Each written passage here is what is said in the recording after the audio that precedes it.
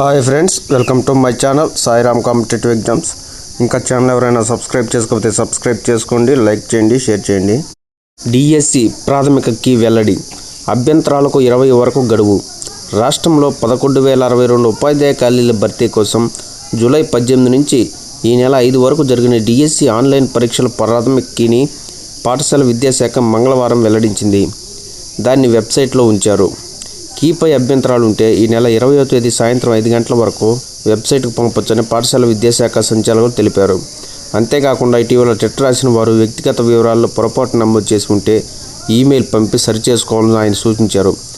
అలాంటి వారు ఈ నెల 20వ తేదీ సాయంత్రం 5 గంటలలోపు ఈమెయిల్కు పంపాలని కోరారు. వెబ్సైట్ లింకు డిస్క్రిప్షన్లో ఉంటుంది. హైడ్రాకు 259 పోస్టులు. డిటెన్షన్పై పోలీసుల కేటాయింపు. ప్రభుత్వ ఆస్తుల పరిరక్షణ, విపత్తుల నిర్వహణ లక్ష్యంగా రాష్ట్ర ప్రభుత్వం ఏర్పాటు చేసిన Hyderabad disaster management and asset protection ఏజెన్సీలో వివిధ పోస్టుల భర్తీకి మొదలైంది.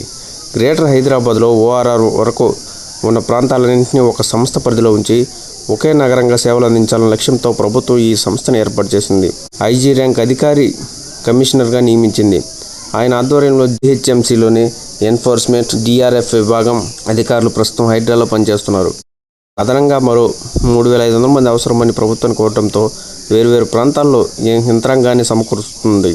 అందులో భాగంగా పోలీసు శాఖలో వివిధ ర్యాంకులకు చెందిన 259 మందిని ప్రభుత్వం డిప్యుటేషన్పై హైడ్రాకు కేటాయించింది. ఈ మేరకు పురపాలక శాఖ ముఖ్య కార్యదర్శి మంగళవారం ఉత్తర్వులు జారీ చేశారు. త్వరలో రాష్ట్ర విపత్తు స్పందన దళాలు, అగ్నిమాపక శాఖ నుంచి 188 మంది రానున్నారని, పొరుగు సేవల కింద మరో 2,680 మందిని నియమించనున్నారని అధికారులు వెల్లడించారు. Okay friends, thank you. All the best. Video నచ్చితే లైక్ చేయండి, షేర్ చేయండి, సబ్స్క్రైబ్ చేయండి.